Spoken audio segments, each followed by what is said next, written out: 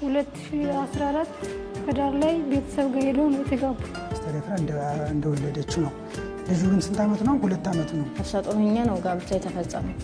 ሰላም ውድ የቻናላችን ቤተሰቦች፣ ከሰሞኑ በቴሌቪዥን ሲዘገብ የቆየው የብርቱካን ጉዳይ እውነት ወይም ሐሰት መሆኑን ከመረጃ ጋር አያይዘን አቅርበንላችኋል።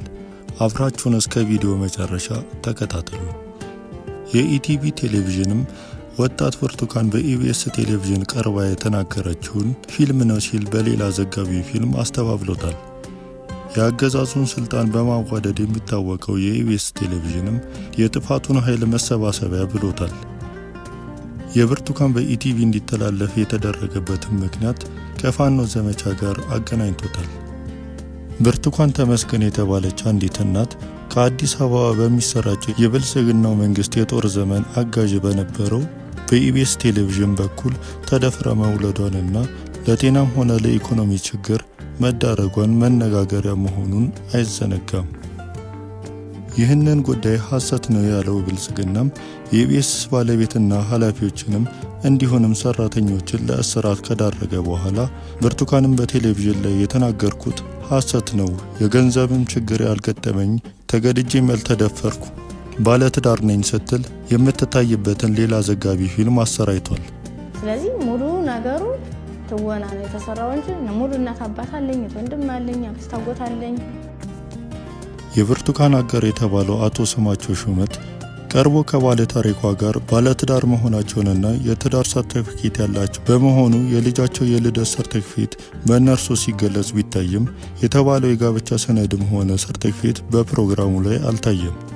መንግስታዊ ዶክመንተሪ ላይ በብዛት የጋብቻ ፎቶዎች የሚያሳይ ቢሆንም ባለታሪኳ መሆኗን በሚያረጋግጥ መልኩ ሲቀርብ አልተስተዋለም። በዶክመንተሪው ላይ በባህላዊ መልኩ እንደተጋቡና ለዚህም የቤተሰብ ፎቶ ያለ መሆኑን የሚገልጽ ቢሆንም በምስሉ ላይ ሲካተት አልታየም። ባለቤቷ ነው የተባለው ግለሰብ በ2014 ህዳር ወር ሲጋቡ በድንግልና ነበርና አሁን የ2 ዓመት ከ5 ወር ልጅ ያላቸው መሆኑን ሲገልጽ ቢደመጥም ብርቱካን በአንጻሩ ስንጋባ ነፍሰ ጡር ነበርኩ በማለት ስትናገር ይሰማል። ተሰጥቶኛ ነው ጋብቻ የተፈጸመው። ልጁ ስንት ዓመት ነው? ገና 2 ዓመት ነው። ይህም ማለት አሁን ላይ ልጃቸው 3 ዓመት ከ4 ወር ሆኖታል ማለት ቢሆንም ይህንን 2 ዓመት በሚል ሲያልፉት ተስተውሏል። በጉዳዩ ላይ ዶክመንተሪውን ያዘጋጀው ኢቲቪ በኢቢኤስ ያስተላለፈው ዝግጅት ሴራ ያለው ሲሆን በአማራ ክልል ጋር ካለው ወቅታዊ ጦርነት ጋር የተያያዘ ብሎታል። አንድነት ዘመቻ በሚል ሽፋን በአማራ ክልል ባለው ጦርነት እንዲሆን የተዘጋጀና 3 ወር የፈጀ ነው ያለው ሲሆን የኢቢኤስ ቴሌቪዥንም የጥፋት ኃይል መከማቻ ብሎታል። የኢቢኤስ ቴሌቪዥንን እንዲህ ብሎ የገለጸው የብልጽግናው መንግስት እስከ ቅርብ ጊዜያት ድረስ የፕሮፓጋንዳ ልሳን በመሆን የሚታወቀውን የጦርነት ዘመኑን አጋሩን ነበር። ለጠቅላይ ሚኒስትር አብይ ቢያንስ 2 ጊዜ እንግዳ ሆነው የቀረቡበት ወይዘሮ አዳነች አቤቤ ተወዳጅ ከንቲባ ሆነው እንዲሳሉና የምርጫ ቅስቀሳ እንዲያደርጉ እንግዳ የተደረጉበት፣ ብርቱካን ሚደቅሳ በታሪክ ታይቶ የማይታወቅ ምርጫውን ያስተዋወቁበት ተብለው በእንግድነት የታደሙበት፣ ተመስገን ጥሩነህና ዳንኤል ክብረት በስቱዲዮ ተገኝተው የተደነቁበት፣ በኢቢኤስ ቴሌቪዥን በብልጽግናው ዶክመንተሪ ላይ በተደጋጋሚ ከጥፋት ኃይሎች ጋር የሚሰራ ኃይል በሚል ስሙ ሲነሳ ተስተውሏል።